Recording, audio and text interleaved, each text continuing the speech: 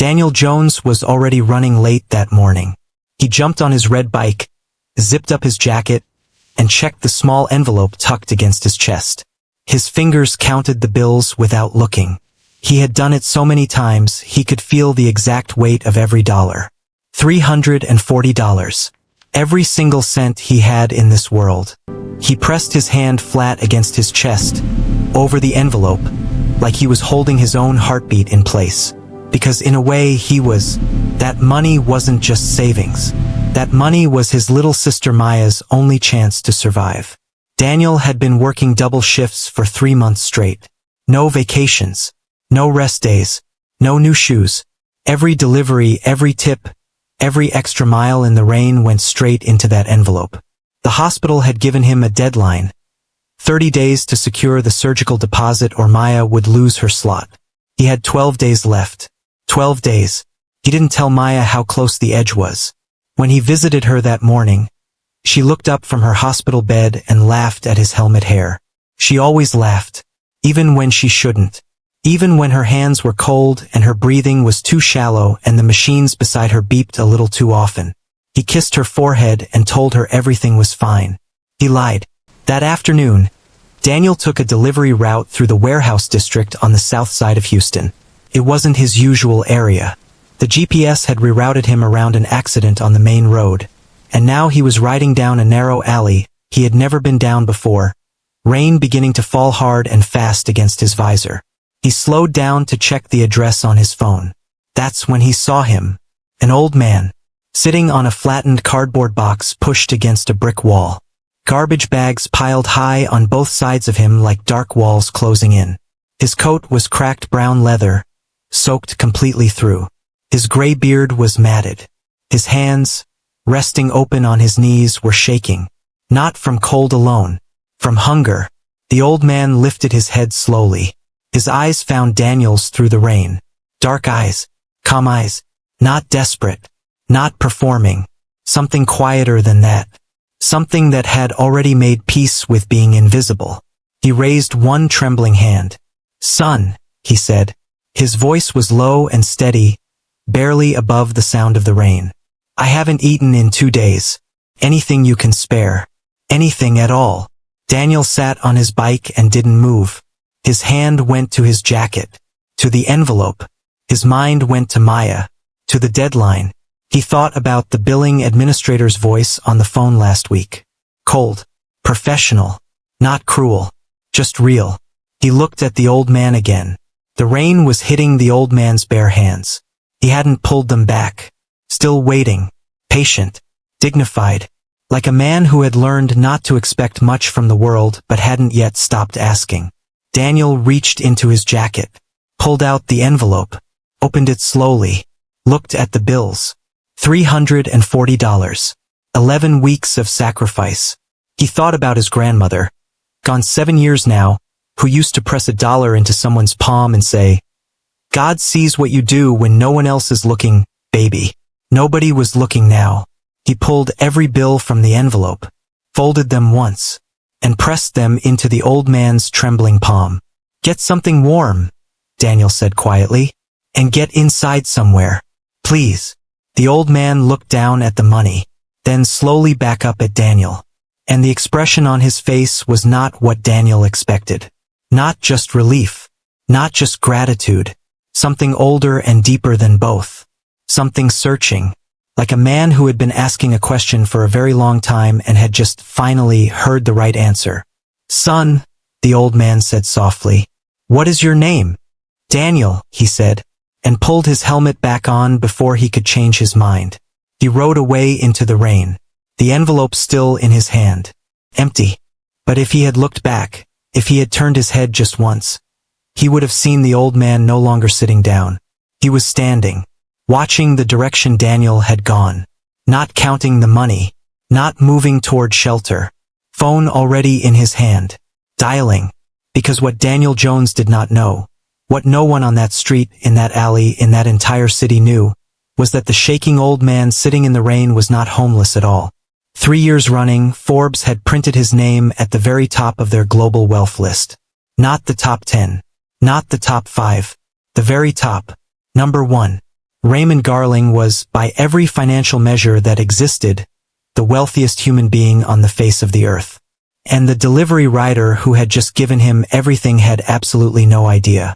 If this opening already has your heart pounding, hit that subscribe button right now and turn on your notifications. This story is only just beginning, and you will not want to miss a single chapter. Daniel's alarm went off at 4:47 in the morning. He didn't need it. He was already awake. He had been lying in the dark for an hour, staring at the ceiling of his small Houston apartment, doing the same math he did every night before he slept and every morning before he rose. The numbers never changed. The fear underneath them never went away. He sat up, reached for his jacket on the chair beside the bed, and slipped his hand inside the inner pocket. His fingers found the envelope immediately. They always did. He pulled it out and counted the bills in the pale blue light coming through the blinds. 60, 80, 120, 200, 280, 340, $340. He had been building that number for 11 weeks, skipping lunch, turning down Dre's invitations to watch the game, selling plasma twice last month until the clinic told him to wait. $340 that represented every small sacrifice he had quietly made and never told anyone about. He put the envelope back against his chest and held it there for a moment with his palm flat. It still wasn't enough. The surgery deposit was $500. He needed 160 more. And the hospital had given him a deadline that was no longer something happening in the future. It was here. It was breathing down his neck. He got dressed in the dark and rode to Houston General before the sun came up. The children's cardiac ward on the 4th floor smelled like antiseptic and recycled air, and something else underneath that Daniel could never name. Something that felt like time running sideways. He knew every nurse on the morning shift by name now. They knew him too. They always gave him a small nod when he stepped out of the elevator. The kind of nod that said, "We see you, we know why you're here, we're rooting for you," but also the kind that never promised anything. He pushed open the door to room 412. Maya was awake. She was sitting up against her pillow with her knees pulled to her chest, watching something on the small tablet propped against her legs. She was 23 years old, and she looked both younger and older than that at the same time. Her cheeks were thinner than they were 2 months ago. The 4 line in her left arm had left a small bruise that had turned yellow at the edges. But her eyes, when they found his, were the same eyes they had always been. Bright, a little bit mischievous, completely unwilling to ask for pity. She looked at his hair, flattened on one side from the helmet, and grinned. "You really need to do something about that," she said. Daniel pulled the chair close to her bed and sat down. "Good morning to you too. I'm serious. You look like you lost a fight with a pillow." He laughed. A real one. It surprised him every time she did that. Made him laugh when he came in carrying the weight of everything he couldn't say out loud. They talked for 20 minutes about nothing important. She told him about a show she had been watching. He told her about a wild address the GPS had sent him to the day before. Neither of them mentioned the surgery. Neither of them mentioned the money. They had an unspoken agreement about that, the way people who love each other sometimes do. Protect the moment, protect the person, carry the hard things alone so the other one doesn't have to. When he stood to leave, she caught his hand. "Danny." Her voice was quieter now. "You're okay, right?" "I'm great," he said, and smiled like he meant it. She searched his face for a second, then nodded slowly. "Okay." He was almost at the door when he heard his name spoken differently. Clipped. Professional. He turned. Dr. Renee Okafor was standing in the hallway, tablet in hand, her expression the kind that doctors practice because it has to deliver hard news without becoming hard itself. She stepped away from the door and lowered her voice. "Mr. Jones, I want to be direct with you because I think you deserve that." She looked down at her tablet once, then back at him. "We have 12 days. If the deposit isn't confirmed by the 14th, Maya's surgical slot goes to the next patient on the list. We cannot hold it past that point. Hospital policy. 12 days. The number landed in Daniel's chest like something dropped from a height. "I understand," he said. His voice was even, calm, completely professional. He walked to the elevator. He pressed the button. He stepped inside. He waited for the doors to close. Then he leaned against the back wall and closed his eyes and breathed. 12 days. $160 short. And a full shift starting in 40 minutes. He straightened up, zipped his jacket over the envelope, walked out into the gray Houston morning and got back on his bike. He didn't have time to be afraid. He just had to ride. What would you do with 12 days and everything on the line? Comment below. By mid-afternoon, the Houston sky had turned the color of old concrete. Daniel felt it before he saw it. That particular heaviness in the air. The way the wind shifted direction without warning. He had ridden enough miles in this city to know what was coming. He tightened his grip on the handlebars and pushed through the next 3 deliveries fast, trying to beat the weather. He didn't beat it. The rain came down all at once. Not gradually. Not politely. It hit like someone had overturned a lake directly above the warehouse district on the south side of Houston. Within 30 seconds, the streets were rivers. His visor was streaked and blurry. The GPS on his phone was rerouting him around a flooded intersection on Commerce Street, pushing him down a narrow back alley he had never ridden before. He slowed to a crawl, squinting at the screen, looking for the building number. That's when he saw him. The old man was sitting against the brick wall on the right side of the alley, almost hidden between 2 overflowing trash bags pushed against the building by the wind. He was on a piece of flattened cardboard already soaked black at the edges. His coat was thick brown leather, cracked and worn at the shoulders, the kind of coat that had lived through decades of hard use. It was soaked completely through. The rain was running down his gray beard in thin streams. He wasn't hunched. He wasn't cowering. He was sitting upright, hands open and resting on his knees, eyes forward, still, like a man who had made peace with the rain a long time ago because he no longer had the option of arguing with it. Daniel stopped his bike. He didn't plan to. His hand just found the brake. The old man turned his head slowly toward the sound of the engine. His eyes were dark and deep-set, framed by lines that told a story Daniel couldn't read yet. He didn't scramble, didn't reach out immediately. He just looked at Daniel the way you look at someone when you're no longer sure what to expect from people and you've stopped assuming either way. Then he raised one hand, slowly, trembling slightly, not from nerves, from hunger. "Son," he said. His voice was quiet and low, almost swallowed by the sound of the rain. "I haven't eaten in 2 days. If you have anything to spare, anything at all." He didn't finish the sentence. He didn't need to. Daniel sat on his bike in the pouring rain and didn't move. His eyes went to the man's hands first. The knuckles were swollen.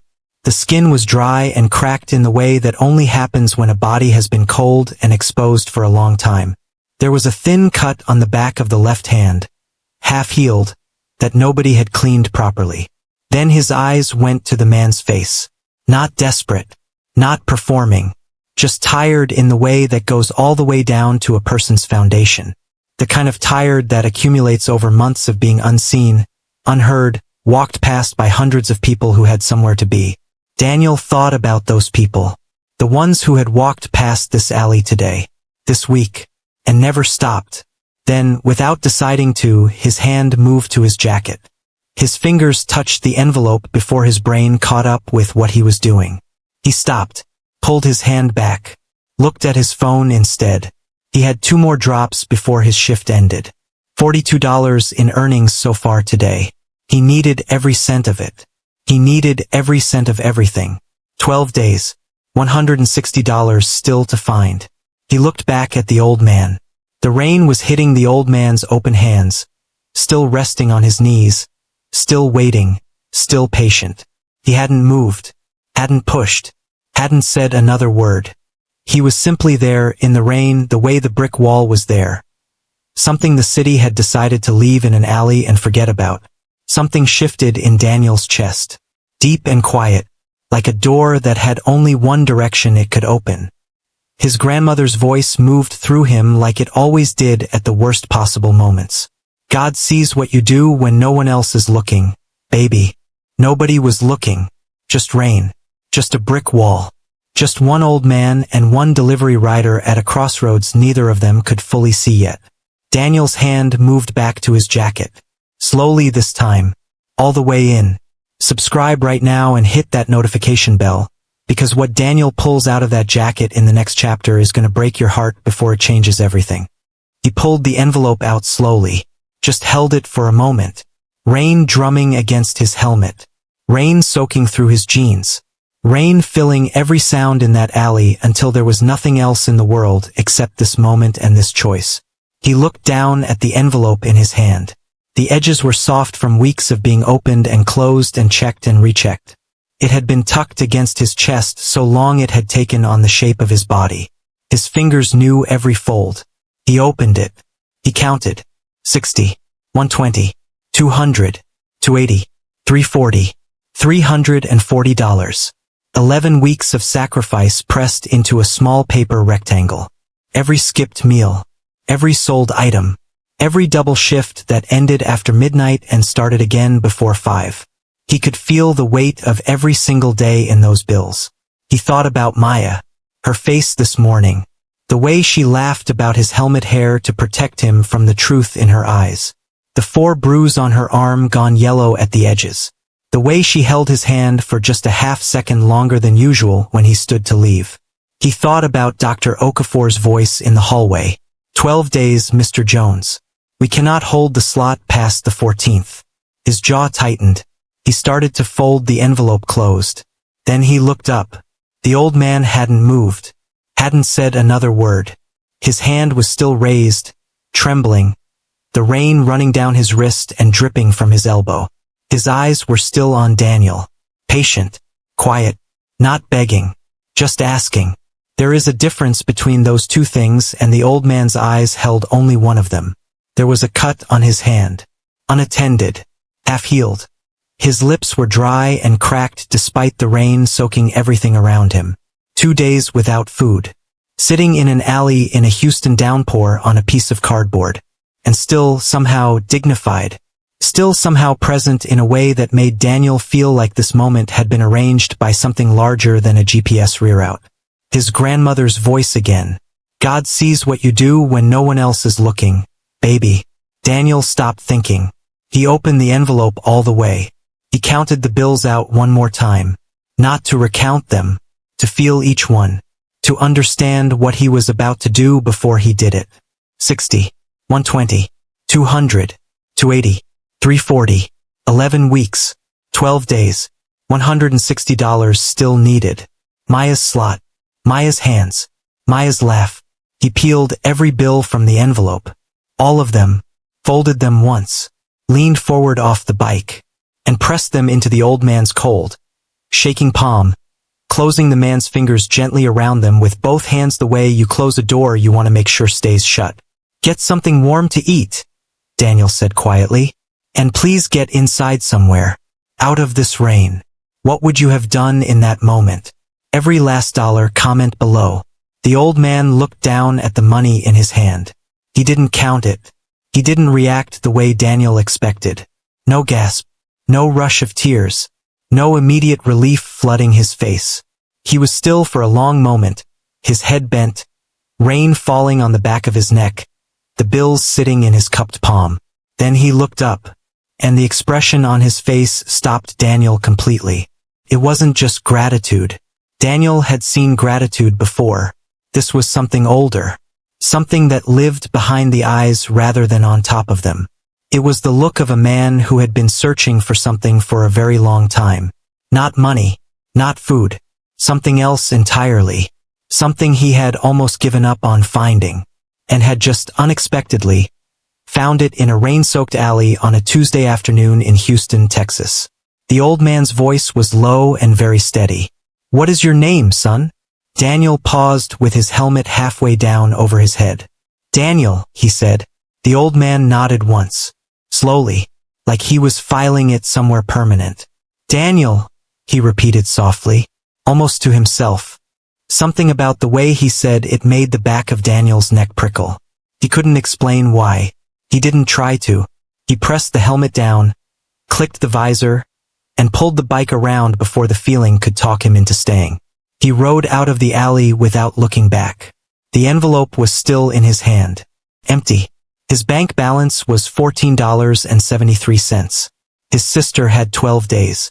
And he had just given away every dollar that stood between her and losing everything. He rode faster.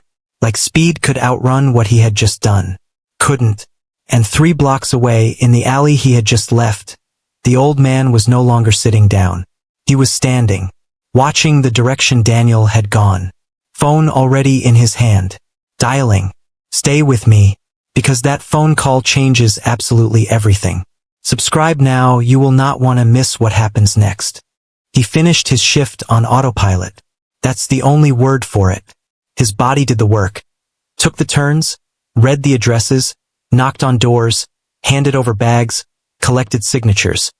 While his mind stayed somewhere back in that alley, standing in the rain, watching an empty hand become full, feeling his own become empty. He didn't count his tips at the end of each drop the way he usually did. Didn't do the running math in his head. The rain had thinned to a cold mist now. The kind that doesn't soak you all at once but finds its way through everything slowly, quietly, without asking permission. Kind of like fear. He clocked out at 8:14 p.m. $47 in earnings for the day. He stared at the number on the app for a moment, then put his phone in his pocket and rode home. His apartment was 1,100 square feet of second-hand furniture and good intentions. A small kitchen, a couch with a cushion that sank too far on the left side, a bedroom with a window that looked out onto the parking lot. He sat on the couch without turning on the lights, just sat there in the dark with his jacket still on, the empty envelope on the cushion beside him. He had taken it out of his pocket without realizing it. Now it sat there like an accusation, flat, weightless, everything it used to hold completely gone. He picked it up, turned it over in his hands, put it back down. His phone buzzed. He already knew what it was before he looked. Something in his stomach knew. He turned the screen over slowly. Houston General Billing Department. Automated reminder. Surgical deposit deadline. 11 days remaining. Please call 713-555-0184 to confirm payment status. 11 days. He turned the screen face down on the cushion and didn't move for a long moment. Then he opened his bank app. He knew the number. He had known it since this afternoon. But something in him needed to see it written out officially. Needed the screen to confirm what his hands already understood. Checking account. $14.73. $14.73. 11 days. $500 needed from scratch. Starting over with less than $15 to do what 11 weeks hadn't been able to finish. He put the phone down, put his face in his hands, sat like that for a long time. The strange thing, the thing that would have been impossible to explain to anyone who hadn't been standing in that alley, was that the regret wasn't there. He searched for it, turned over everything in his chest looking for it. The anger at himself, the panic, the voice that should have been screaming at him for being reckless and sentimental and irresponsible with his sister's life. It wasn't there. What was there instead was something quieter, something clean, like the feeling after you've told the truth about something you were afraid to say. He still didn't know what he was going to do. He just knew he couldn't undo it. And some part of him, the deepest part, didn't want to. He picked up his phone and called Dre. Dre picked up on the second ring, loud as always, already in the middle of something. Yo, you eat yet? No. Something in Daniel's voice must have landed differently than usual. Dre went quiet for half a second. That was unusual. Dre was never quiet. What happened? Daniel told him. All of it. The alley. The rain. The old man's hands. The envelope. The $14.73. He told it plainly, without drama, the way you tell something you're still not sure how to feel about. When he finished, there was a pause. Then Dre said, slowly and with complete sincerity, Daniel Jones, you are the most generous idiot alive. Daniel laughed. A real one. Sudden and genuine. Punching up through everything heavy sitting on his chest. It lasted about 4 seconds. Then it faded. And the silence that came back was heavier than the one before it. I don't know what I'm going to do, Dre, he said quietly. Dre was quiet for a moment. Then, I don't either, man. But I know you'll figure it out. Daniel stared at the empty envelope on the cushion beside him. 11 days, $14. And somewhere across Houston, a phone had already been answered. A voice had already given instructions.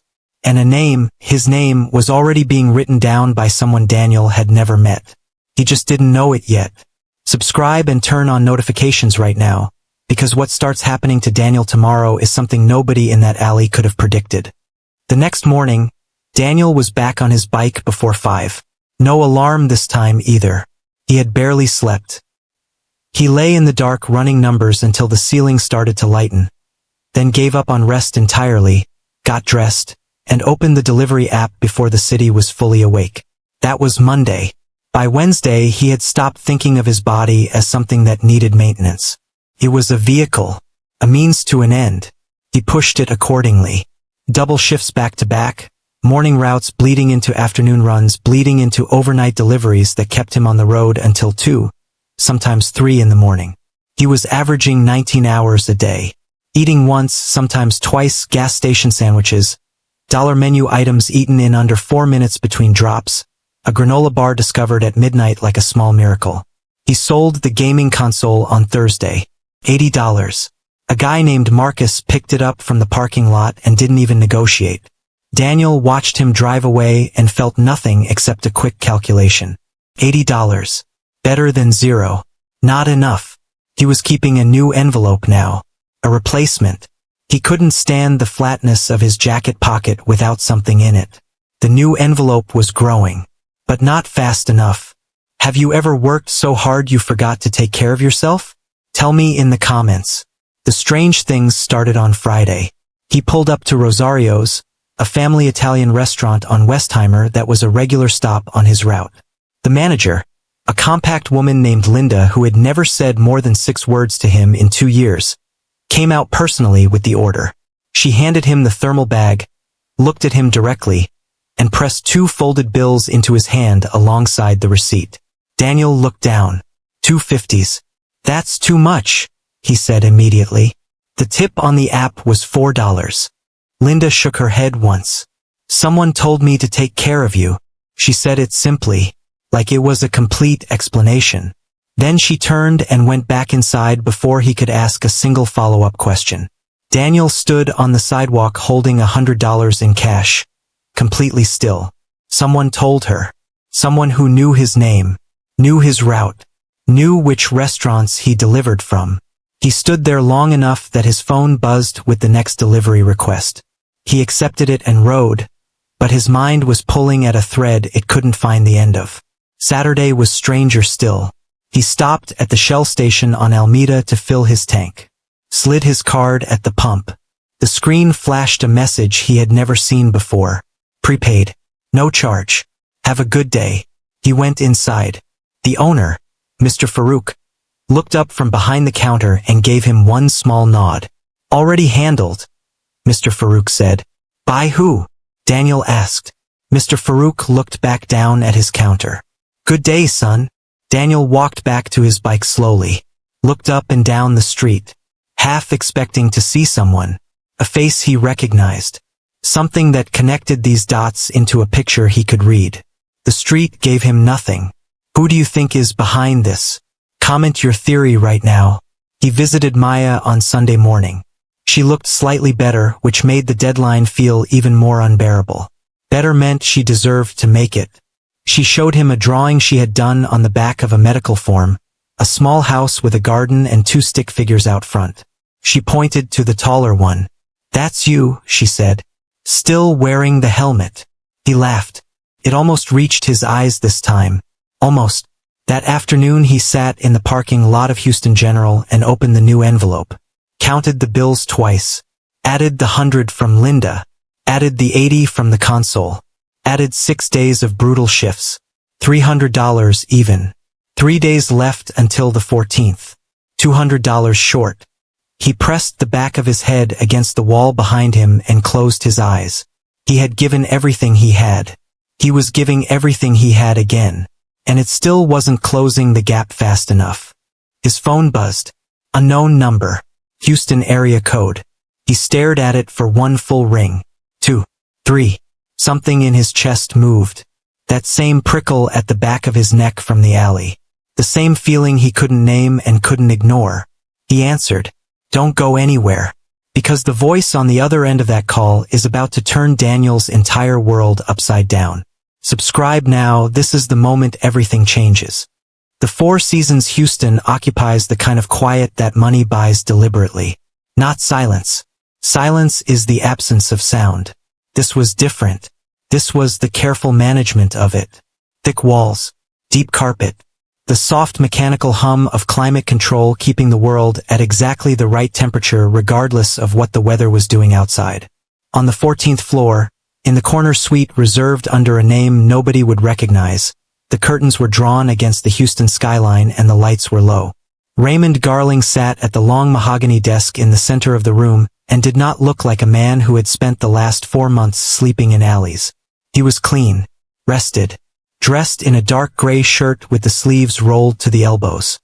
His gray beard was trimmed close now, nothing like the matted, rain-soaked version Daniel had encountered days ago. His hands, folded on the desk in front of him, were steady. No trembling, no cold. The trembling in the alley had been real. His body was 71 years old and he had pushed it deliberately hard, but the man underneath had never wavered. 3 years running, Forbes had printed his name at the very top of their global wealth list. Not the top 10. Not the top 5. The very top. Number 1. Raymond Garling, founder of Garling Global, $200 billion across energy, real estate and technology spanning 4 continents, was by every financial measure that existed, the wealthiest human being on the face of the earth. And he had been sitting in a Houston alley on a piece of wet cardboard by choice. On the desk in front of him were 11 folders. 11 people. For months. Houston streets, shelters, bus stops and back alleys. His team had documented every interaction. Every person who had stopped. Every person who had walked past. Most folders were thin. A few were thicker, people who had given small amounts, people who had stopped to talk. Good people. Kind people. But not what he was looking for. He knew the difference. He had been looking for it his entire life. In the corner of the room, barely visible, his security chief Harlan sat quietly with a laptop. Harlan had worked for Raymond for 19 years and had learned that the most useful thing he could be in any given room was invisible. Also on that desk, separate from the 11 folders, was a thicker file with a single name on the tab. Daniel Jerome Jones. Raymond opened it. If you're still watching at this point, drop a comment with, "I'm still here." Let's see who's truly following this story. 28 years old. Houston native. Delivery rider, 3 years. Community college, undeclared major. Dropped out when his sister's diagnosis came through and someone had to work full-time. No savings account beyond what he kept in cash. Rent 3 weeks behind. One dependent. Maya Christine Jones, 23, Houston General, cardiac ward, congenital heart defect, surgical candidacy confirmed, deposit deadline 14 days from point of first contact. Raymond had read that last line 4 times when the file first landed on his desk. The boy had given away his sister's surgery money. Not a portion of it. Not the amount he could afford to lose. Not a gesture. All of it. Standing in a rainstorm in an alley where nobody was watching, with a dying sister 12 days from losing her surgical slot. He had emptied his entire envelope into the hands of a stranger and ridden away without asking for a single thing in return. Raymond stood up slowly and moved to the second desk where Harlan had set up a laptop with footage queued and ready. He pressed play. The footage was from 3 different sources. Traffic cameras. A security camera on the loading dock of a warehouse 2 buildings down. Harlan's own field operative who had been following Daniel on foot since Monday morning. Raymond watched all of it. He watched Daniel leave his apartment building at 4:49 a.m. on Monday. He watched him ride through the dark city, stop after stop, the red jacket moving through early morning Houston like something determined and unstoppable. He watched him eat a gas station sandwich in under 4 minutes at 11 a.m. without getting off his bike. He watched him visit the hospital at 7 p.m., stay 40 minutes, leave with his jaw set and his shoulders carrying something invisible and enormous. He watched him do it again Tuesday, Wednesday, Thursday, Friday. No complaints. No social media posts about how hard things were. No calls to anyone except one to a friend named Dre. Raymond watched the footage of Daniel outside Rosario's.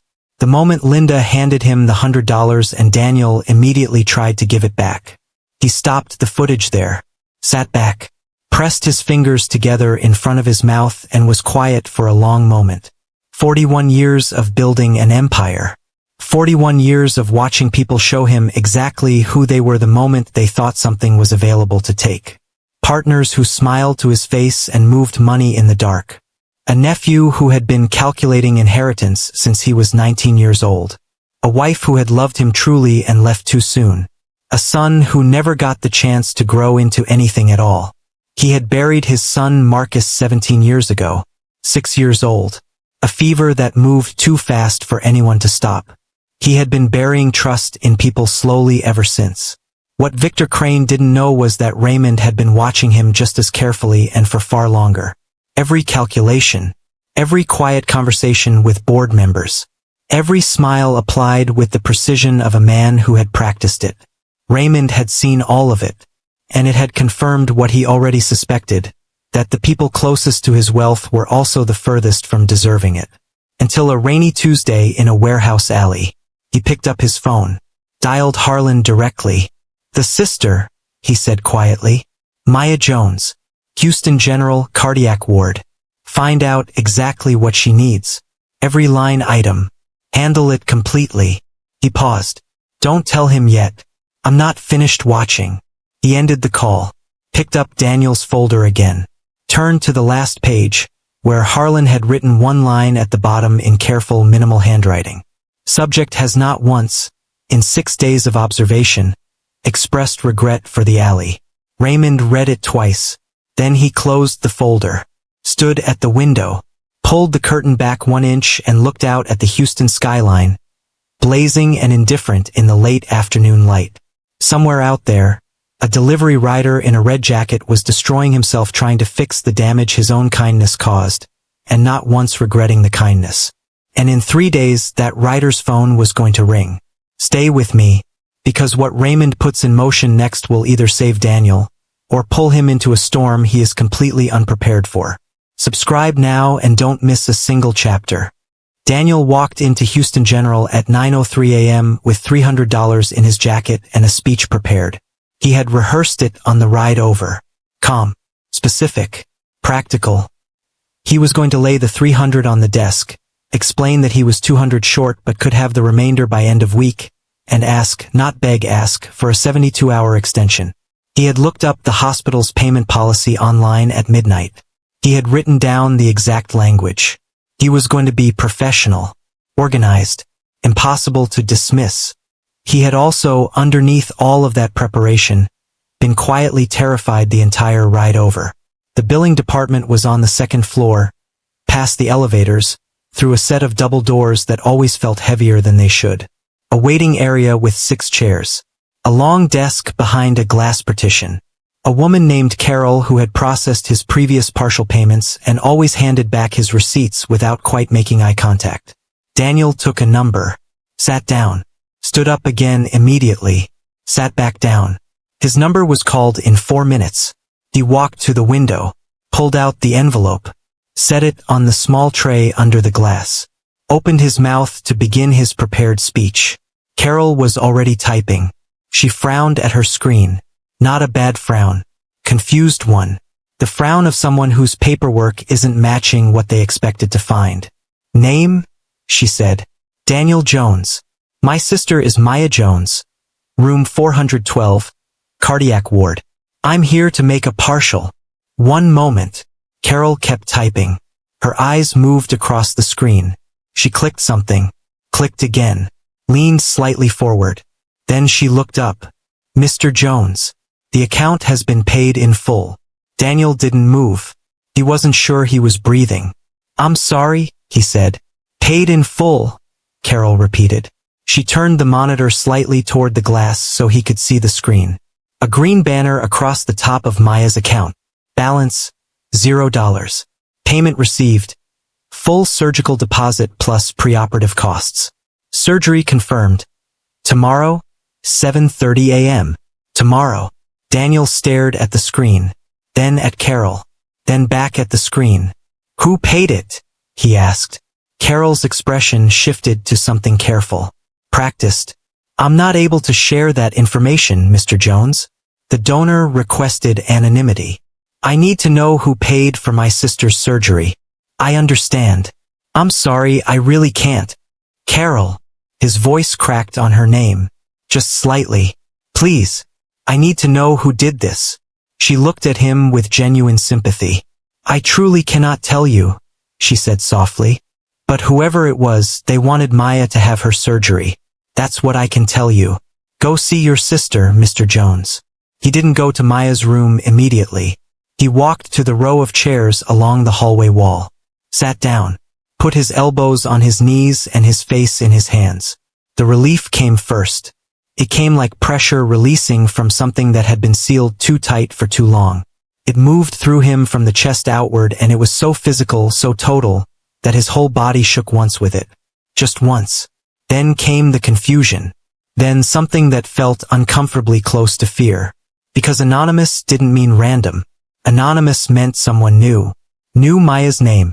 Knew her room number. Knew the exact balance on a private hospital account. Knew the deadline down to the day. The restaurant manager. Someone told me to take care of you. The gas station. Already handled. The unknown number 3 days ago. A calm voice that said only, "We'll be in touch, Mr. Jones," and disconnected before he could respond. Something had been moving around him all week. Something organized and quiet and completely out of view. He wiped his face with the back of his hand. Stood up. Walked down the hall to room 412 to tell his sister she was having surgery in the morning. 40 minutes across Houston, on the 32nd floor of a glass tower in the Galleria district, a man named Victor Crane was reading a report. He was 39 years old. Tailored suit. Sharp jaw. The kind of handsome that had always opened doors and never once made him grateful for it. He sat in a high-backed leather chair behind a desk that was too large to be functional and existed purely to communicate power. The report was 3 pages. His private investigator had delivered it an hour ago. Victor had read it twice. His uncle Raymond. For months on Houston streets in disguise. The world's richest man, the man whose name sat at the top of the Forbes Global Wealth list for the 3rd consecutive year, had been living on cardboard boxes and eating from church soup kitchens. And the person he had apparently decided to pay attention to, the person whose sister's medical bills had just been cleared from a private Garling account Victor had found out about through his own mole inside the company, was a delivery rider. 28 years old. No assets. No education. No connections. A nobody in a red jacket. Victor set the report down on the desk with slow, deliberate care. The way you set something down when your hands want to do something else entirely. He picked up his phone. Dialed the first of several numbers he had memorized for exactly this kind of situation. "We have a problem," he said quietly, "and I need it handled before it becomes something I can't undo. Subscribe right now and hit that notification bell." Because Victor Crane just declared war on a man who doesn't even know the battlefield exists.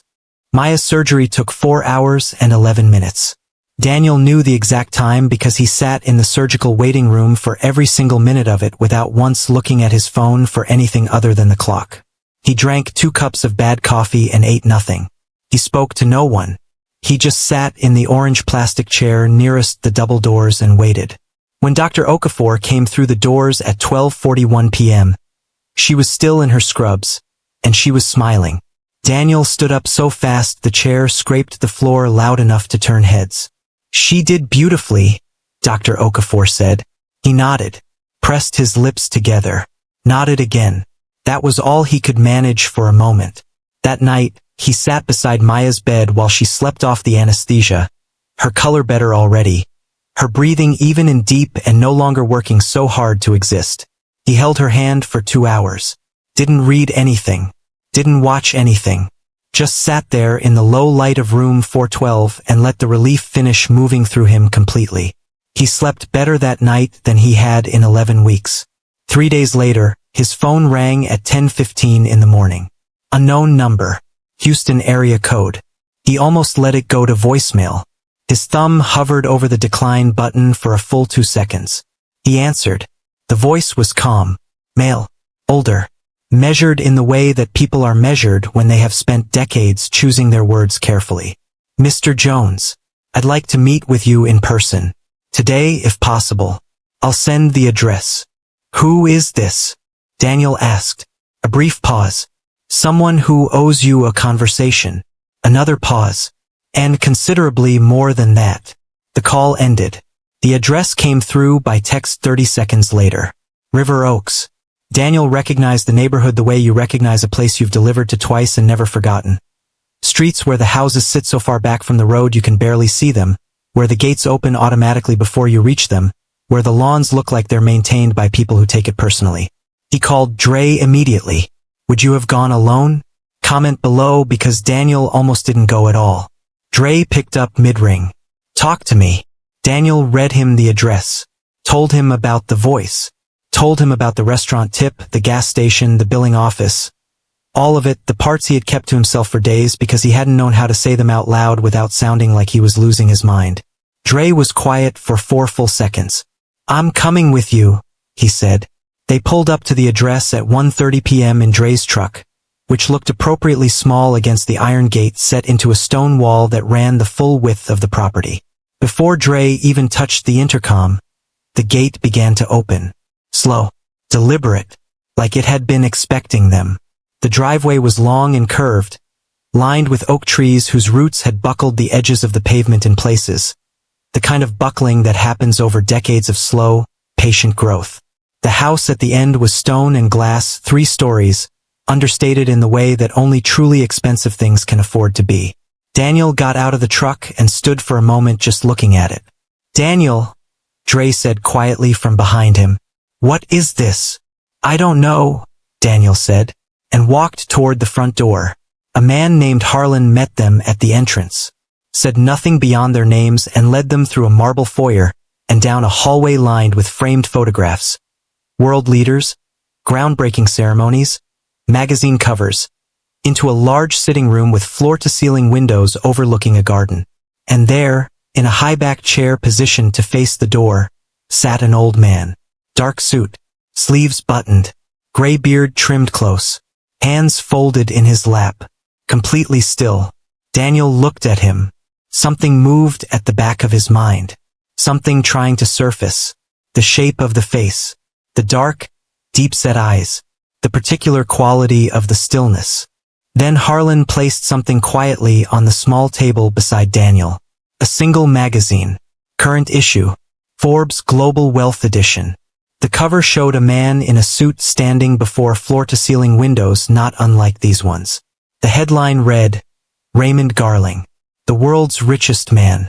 3 years running. Daniel looked at the magazine. Looked at the man in the chair. Looked at the magazine again. The gray beard. The dark, steady eyes. The hands that had been trembling in the rain. The old man smiled. Slowly. The smile of someone who has been waiting for a specific moment and has finally arrived at it. You gave me everything you had in the rain, Raymond Garling said quietly. I never forgot your face. The room tilted. Daniel reached back and found the edge of a chair with his hand and held it. His voice came out barely above a whisper. Sir. He looked at the magazine. Looked back at Raymond. I gave you $40 short of my sister's surgery money. Raymond held his gaze. I know exactly what you gave me.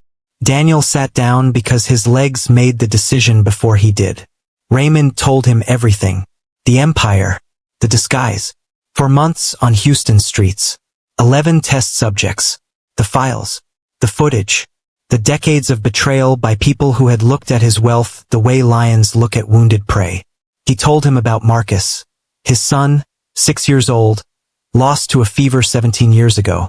A grief that didn't diminish, just changed shape and became the lens through which Raymond saw everything and everyone.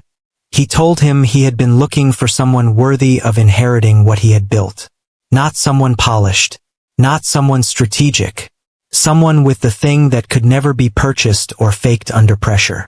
I found what I was looking for in a rainstorm, Raymond said. in a young man who gave away his dying sister's surgery money to a stranger and rode away without looking back. He paused. I have been watching you for 2 weeks, Daniel. Not once have you mentioned the alley to anyone as something that deserved reward. Not once have you expressed anything except a quiet certainty that you did what you were supposed to do. He looked at Daniel steadily. That is what I have been searching for my entire life. The room was completely silent. Dre, standing against the wall, made a sound that was not quite a word. Then the doors opened. Victor Crane walked in like he owned the room, which was exactly how he walked into every room. 2 lawyers flanked him, both carrying leather portfolios, both wearing the expression of men being paid to look confident regardless of circumstances. Victor's eyes moved from Raymond to Daniel and back again with the focused intensity of someone who had spent days preparing for this exact moment. Uncle Raymond. His voice was smooth, controlled. We are filing for emergency conservatorship, cognitive evaluation, full review of any financial decisions or designations made in the last 6 months. He set a document on the table beside Raymond's chair without being invited to. He finally looked directly at Daniel, a long, cold look, the kind designed to make a person feel small. Including whatever conversation is happening in this room right now. Raymond did not move, did not look at the document, did not look at Victor at all. He kept his eyes on Daniel, steady, untroubled, and in that look was a single clear message. Don't move. This is not over, and I have been ready for this far longer than he has. Subscribe right now and hit that bell, because what Raymond reveals in the next chapter is the evidence Victor never saw coming. And it changes everything. Victor didn't sit down. He stood in the center of the room with his lawyers flanking him like architecture, and he looked at Raymond with the patient, calculated expression of a man who believed he had already won and was simply waiting for the paperwork to confirm it. I'm protecting you, Uncle Raymond, Victor said. The warmth in his voice was precise, measured, applied like paint over something that didn't want to be covered. You disappeared for 4 months. Nobody knew where you were. You were living on the streets. Whatever you experienced out there. Whatever this young man said to you or did to make you feel. Victor. Raymond picked up the conservatorship document from beside his chair. Looked at it once. Set it back down. I built the first division of Garling Global when I was 29 years old with 11 employees and a leased office the size of this room. I have negotiated with heads of state. I have survived 3 recessions, 2 hostile takeovers, and 1 attempt by your father, my own brother, to remove me from my own board. He looked up. Do not come into my home and use the word protecting. Victor's jaw tightened. Just slightly. Just enough. The filing has already been submitted. One of the lawyers said carefully. I know when it is, Raymond said. So does my legal team. They've known since yesterday. The story hit the internet the following morning. Daniel found it because Dre texted him a link at 6:47 a.m. with no message attached, which meant Dre had seen it and didn't know what to say. That alone told Daniel everything about what he was about to read. The headline was surgical. Delivery driver targeted elderly billionaire in elaborate emotional con, sources say. No named sources. No evidence. Just the shape of a narrative carefully constructed to sound plausible to someone who didn't know Daniel Jones and had no reason to give him the benefit of the doubt. By 9 a.m. it had been picked up by 2 more outlets. By noon, his delivery account had been flagged for review. Daniel sat in his apartment and read the articles once each. Then he put his phone face down on the table. He thought about calling Raymond. Then he thought about the expression on Raymond's face. Stay steady. And he put the phone back down. He had no lawyers, no publicist, no money beyond his next paycheck. He had never been inside a courtroom for anything more significant than a parking ticket. He had nothing except the truth of what had actually happened. Have you ever been accused of something you didn't do and had no way to prove it? Tell me in the comments. Because what Daniel is feeling right now is something too many people understand. The hearing was held 8 days later in a wood-paneled conference room at a firm downtown that Raymond's legal team had used for 30 years. Victor arrived with 4 lawyers. Raymond arrived with 2. 2 was enough. Raymond's lead attorney, A 70-year-old woman named Sylvia Tran, who had the quiet authority of someone who had stopped needing to perform confidence decades ago, stood at the front of the room and did not raise her voice once. She began with the footage. The screen on the wall showed the alley. Timestamp in the corner. Rain coming down in sheets. A red-jacketed delivery rider on a bike. Stopped. An old man on cardboard. The exchange. Every bill. Daniel pulling his helmet back on. Riding away. Not looking back. Sylvia let it play twice. Then she moved to the financial records. Daniel's bank account. The deposit history. 11 weeks of accumulation. The single catastrophic drop to $14.73 on the afternoon of the alley. The double shifts documented through the delivery app's own GPS logs. The gaming console sale. The tips he tried to return. Then she placed Maya's complete medical file on the table. Diagnosis. Treatment timeline. Surgical deposit requirement. Deadline. Date of anonymous payment 3 days after the alley. Date of surgery. Outcome. Successful. She looked around the room. Victor Crane's position, she said calmly, is that Daniel Jones is a predator who engineered this situation for financial gain. She paused. One full beat of silence. I have one question for the record. She looked at Victor's lawyers directly. What predator, what calculating, strategic, financially motivated predator? Empties his only savings into a stranger's hands, spends 6 days destroying his own body trying to replace it, and never once, in a single documented communication, in one phone call, in one text message, mentions the man in the alley again? The room was quiet. Victor's lead attorney opened his mouth. Sylvia looked at him. He closed it. Raymond took the stand last. He sat in the chair at the head of the table with his hands folded and spoke for 40 minutes without notes. He described every person he had tested over 4 months on Houston's streets. He described what he had been looking for and why. He described the alley with the precision of a man who had replayed it many times in the quiet of a private suite. He described the moment Daniel pressed every bill into his hands. He described the expression on the boy's face. Not heroic. Not performative. Just a man who had made a decision that aligned with what he was made of and couldn't do otherwise. I have spent 17 years, Raymond said, his voice dropping lower, looking for someone I could trust with what I built, not someone clever enough to manage it, someone good enough to deserve it. He looked at Daniel, seated against the wall, still in his work jacket because he hadn't owned anything better to wear to a hearing and hadn't thought to buy anything. I found him in a rainstorm in an alley where nobody was watching, where there was nothing to gain, where the only witness was the rain. He turned back to the room. I am 71 years old. I have full cognitive function, documented by 3 independent neurologists whose reports are in the folder in front of you. I made this decision in complete clarity, and I will not be reversed. Victor stared at the table. His lawyers exchanged a look that lasted half a second too long and said everything. The motion collapsed before it was formally dismissed. Victor stood when it was over, straightened his jacket, and walked toward the door with the stiff precision of a man keeping his face arranged correctly by effort alone. At the threshold he stopped, turned back, looked at Daniel for a long moment. Daniel looked back, steady, no anger, no victory in his face. Just a delivery rider from Houston who had given everything he had to a stranger in the rain and somehow ended up here. Victor left without a word. Raymond signed the papers that afternoon. Daniel sat across from him at the desk and watched the pen move and felt the specific unreality of a moment that had no frame of reference in any life he had ever imagined for himself. The world's wealthiest man. The Forbes #1. The name on buildings and boardrooms and energy contracts across 4 continents.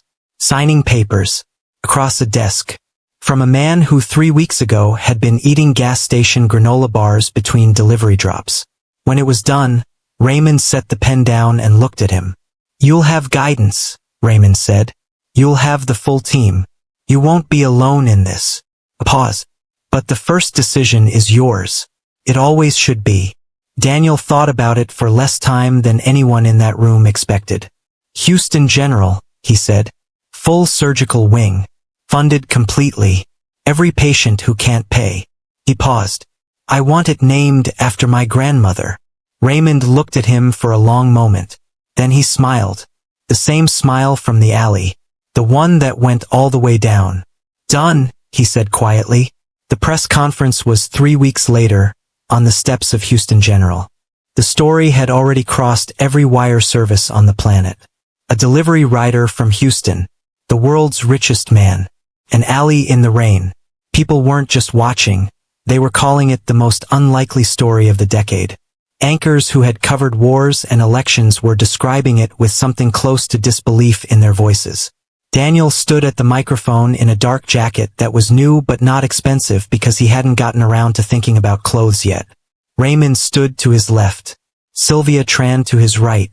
A wall of cameras and questions and flash photography that felt like weather. And beside him, slightly behind his left shoulder, wearing his old red delivery jacket over her hospital discharge clothes because she had insisted and he had not argued, Maya. She was smiling. The full one. The one she saved for moments that were worth it. The one that had gotten him through 11 weeks of counting bills in the dark and riding through Houston rain and staring at $14.73 on a bank app screen and choosing, somehow, to keep going. He looked sideways at her before he began to speak. She looked back at him and mouthed 2 words. Helmet hair. He laughed. A real one. All the way up. All the way through. Then he turned to the microphones and he began. If the story moved you, if Daniel and Maya stayed with you, share it with someone who needs to hear it today. And if you believe that kindness still matters in this world, subscribe, hit the notification bell, and leave a comment below. Your support means everything. Thank you for staying with Daniel all the way to the end.